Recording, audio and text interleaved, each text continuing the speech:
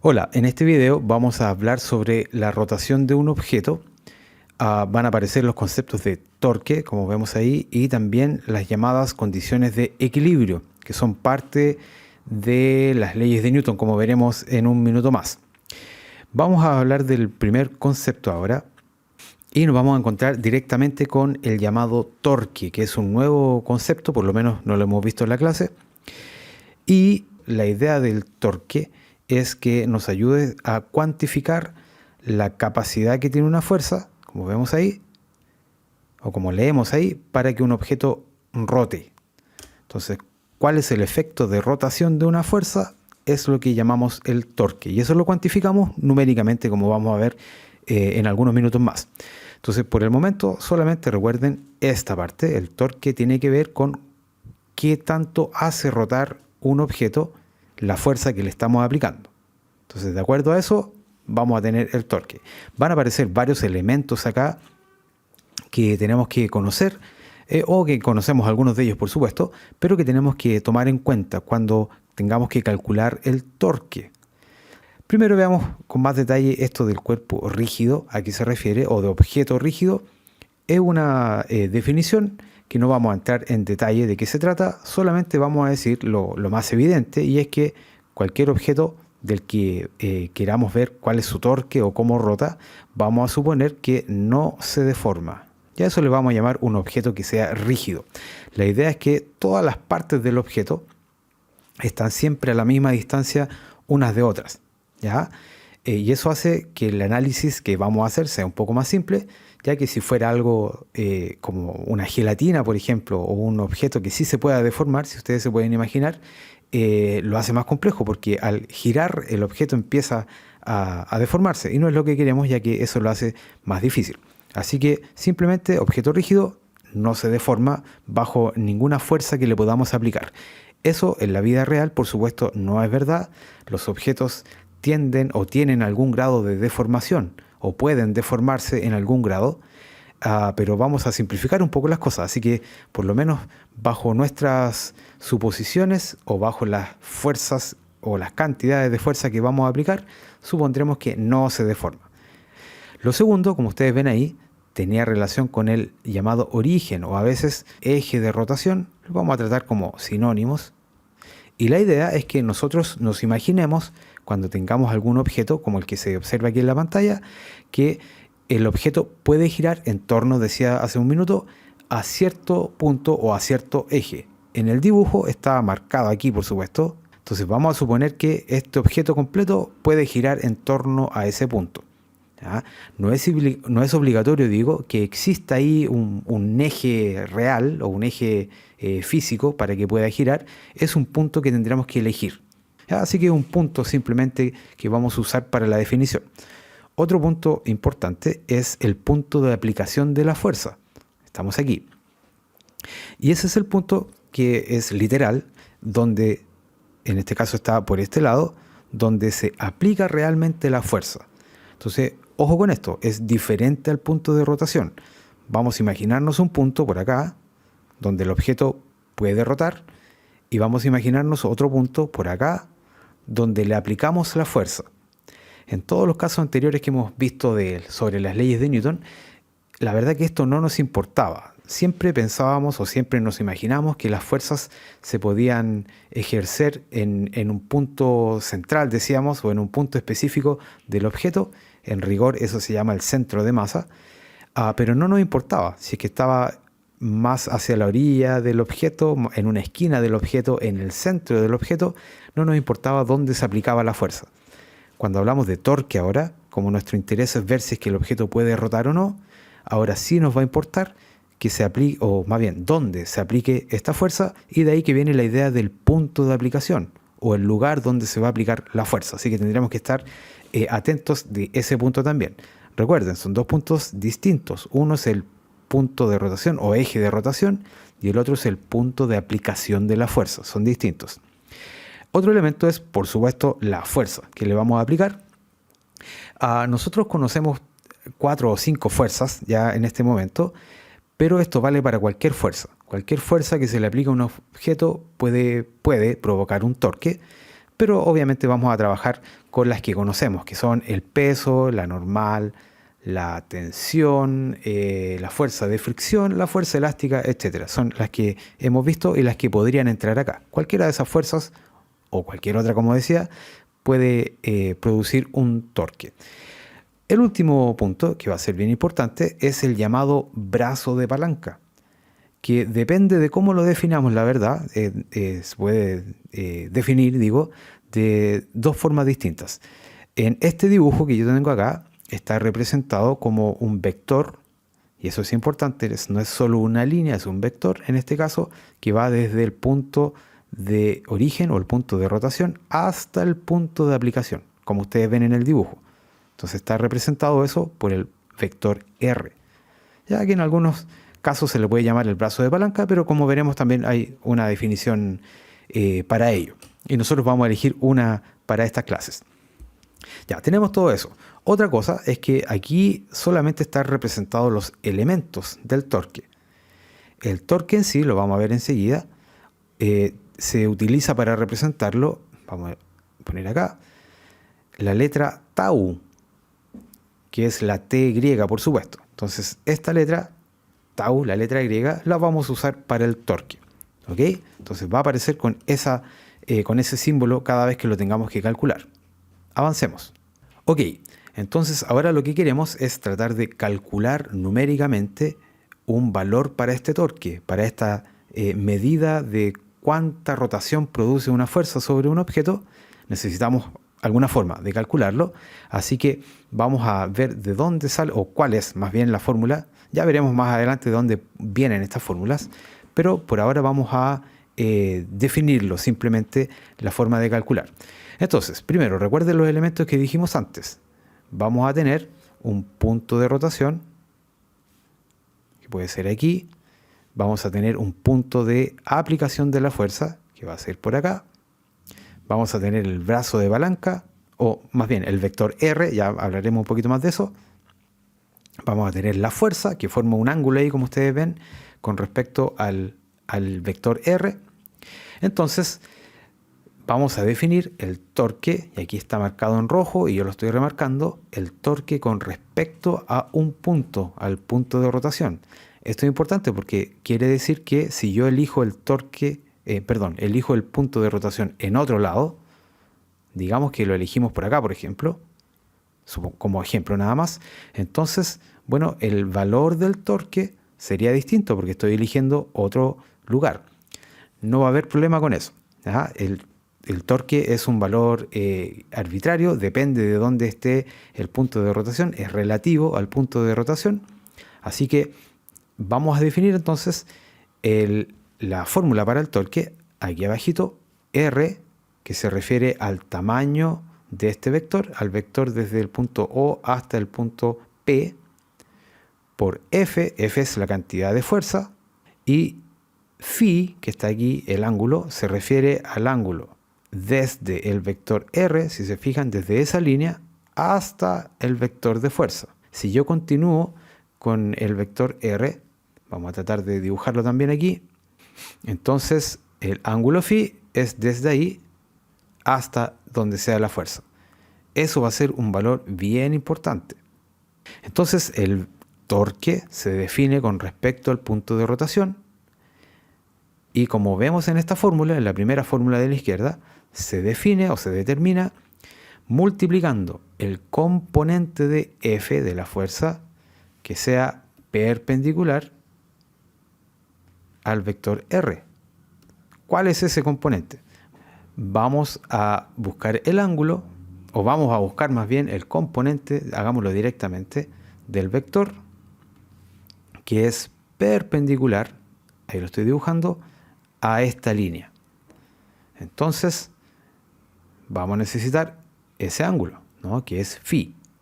Tengo la línea, insisto, que es paralela al vector R, la puedo continuar ese ya, no hay problema en eso. Veo el ángulo que tengo aquí y necesito este vector o este componente del vector que es perpendicular a R. Entonces, si se fijan en la fórmula ahora, tengo, o más bien el componente que es perpendicular a este vector es simplemente F por coseno. Déjenme ver si puedo sacar esto para dibujarlo mejor. Es F, dije coseno, es seno, perdón, seno de phi. Es, si lo pensamos como un triángulo, es el cateto opuesto a phi. Entonces, este valor que está puesto aquí abajito es justamente el componente de F perpendicular a R.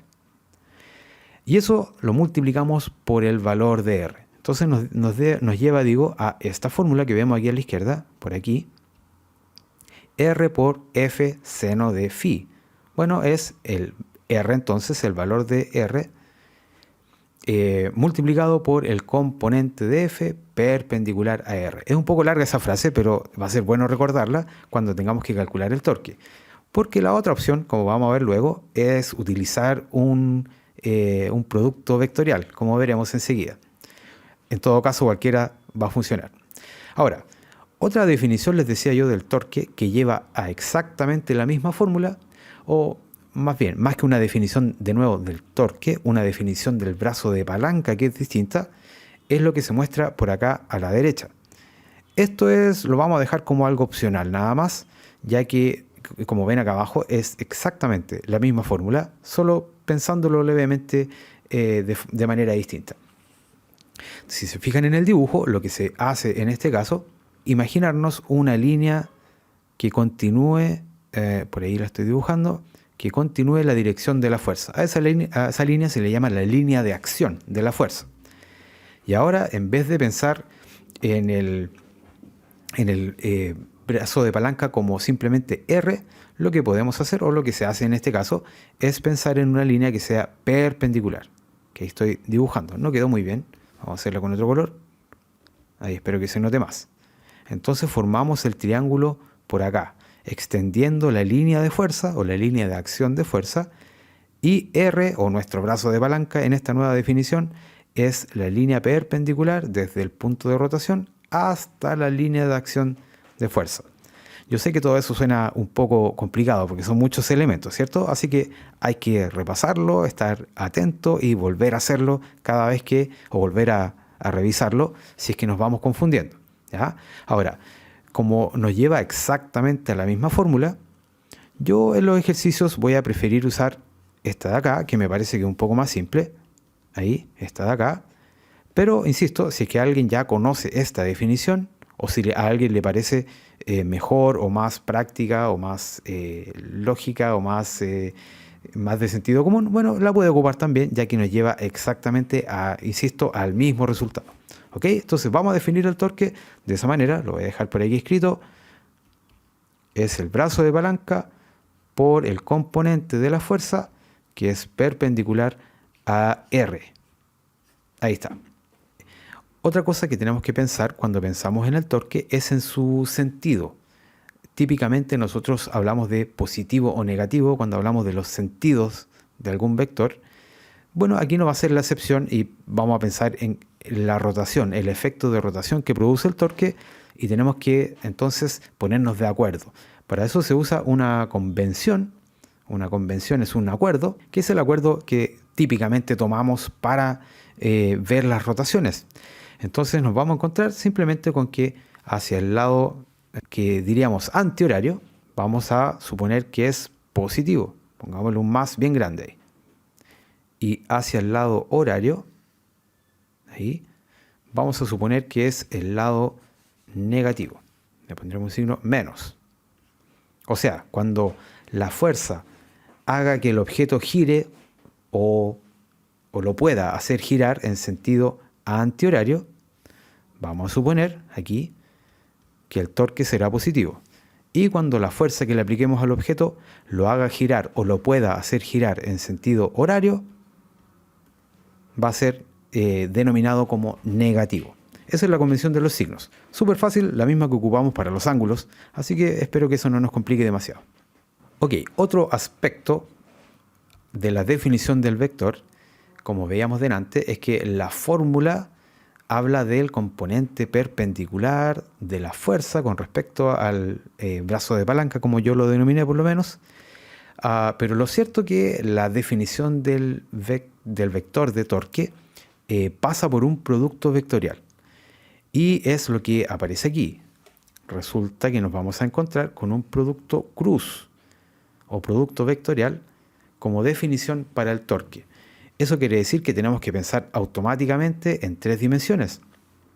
La fórmula que vimos hace un segundo atrás o un minuto atrás, que está aquí, es simplemente la magnitud del torque, el tamaño del torque, si ustedes quieren. Pero si yo quiero obtener el torque completo en su forma vectorial, necesito esto, poder calcularlo de esta forma.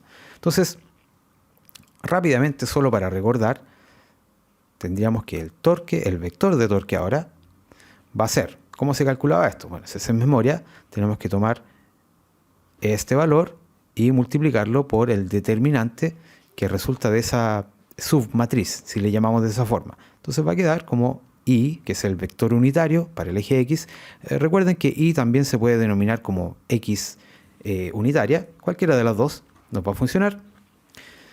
Y sería aquí entonces RI, si se fijan. R es el brazo de palanca, el vector R, con sus 3 componentes. Si uno de sus componentes no está, si es en 2 dimensiones, por ejemplo, o en una sola dimensión, bueno, los demás son 0, que es lo que se pone ahí.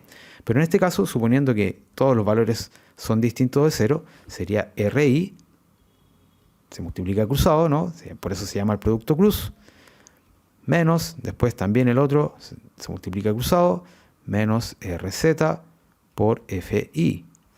Y ese es simplemente el primer componente del vector. El segundo sería, cambiemos de color ahora, tendríamos que tomar el segundo vector de acá y hacer una submatriz con esas filas. Recuerden que aquí va a aparecer un signo menos, que viene dado por la definición, sería J por Rx por Fz menos, ojo con los signos ahí, hay que tener cuidado, Rz Fx. Ese es el segundo componente. Nos queda el último, hagámoslo de color, de este color, más, marcamos aquí de nuevo, más ese vector unitario por la submatriz que queda ahí. Entonces nos queda K, vector unitario para el eje Z comúnmente, y nos va a quedar Rx Fi, esa es una multiplicación, recuerden, menos Rx Fi y Fx, o Ri si quieren, por Fx. Y todo eso entonces, toda esa fórmula, es lo que resume este producto cruz y lo que nos da, borré algo que no quería, ahí sí, y lo que nos da es entonces el torque. Bueno, en rigor es el producto cruz entre el vector R y el vector F, pero esa es la definición del torque de forma vectorial. Así que necesitamos el torque de forma como vector. Tendremos que hacer algo como esto para obtenerlo. ¿Ok? Recuerden entonces, tenemos un torque. El torque se calcula desde un punto de rotación, o hay que tomar en cuenta más bien un punto de rotación y un punto de aplicación de la fuerza. Podemos calcular su módulo, que fue lo que ya hicimos hace algunas láminas atrás, está aquí, o también podemos calcular el vector de torque completo con toda su información de esa manera. ¿Qué es lo que vamos a hacer con el torque? Antes de ir a los ejemplos, vamos a poner lo siguiente. Entonces, lo que queremos hacer finalmente con el torque es agregar a nuestro arsenal de herramientas para analizar situaciones una situación de equilibrio, o condiciones más bien de equilibrio. Entonces, resulta ser que ya conocemos una de ellas, pero ahora que hemos por lo menos definido el torque, ya vamos a hacer algunos ejemplos, podemos agregar una segunda condición. Entonces, vamos a decir, ojo con esto, que un objeto está en equilibrio cuando ocurran 2 condiciones. La primera ya la conocen porque la hemos estudiado en el primer módulo. Cuando la fuerza neta es igual a 0, hasta el momento habíamos a eso llamado equilibrio, si ustedes recuerdan. ¿Okay? Y aquí uno podría pensar en un equilibrio estático o dinámico también. Para nosotros vamos a suponer en estos casos que el objeto está estático, así que sería un equilibrio estático. Y vamos a suponer con esto entonces que el objeto está quieto. Ya, pero ustedes se pueden imaginar, espero, que un objeto puede estar quieto, pero puede girar en su puesto. ¿Ya? Si se imaginan un basquetbolista haciendo girar la pelota en su dedo, bueno, esa situación podría producirse. Entonces, podría no estarse moviendo hacia ningún lado del objeto, pero podría estar girando.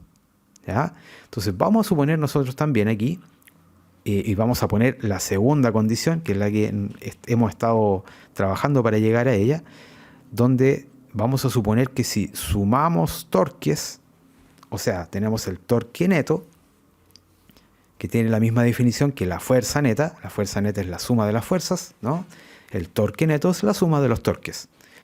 Entonces tengo que la suma de las fuerzas tiene que ser cero, la fuerza neta es cero, pero también el torque neto. Y esto en la práctica nos va a llevar a más ecuaciones, nos va a ayudar a obtener una ecuación extra para poder resolver alguna situación que tenga que ver con equilibrio, por supuesto. ¿Ok? Muy bien, en los próximos videos vamos a ver ejemplos de cálculo del torque y del cálculo de equilibrio. Nos vemos luego. Adiós.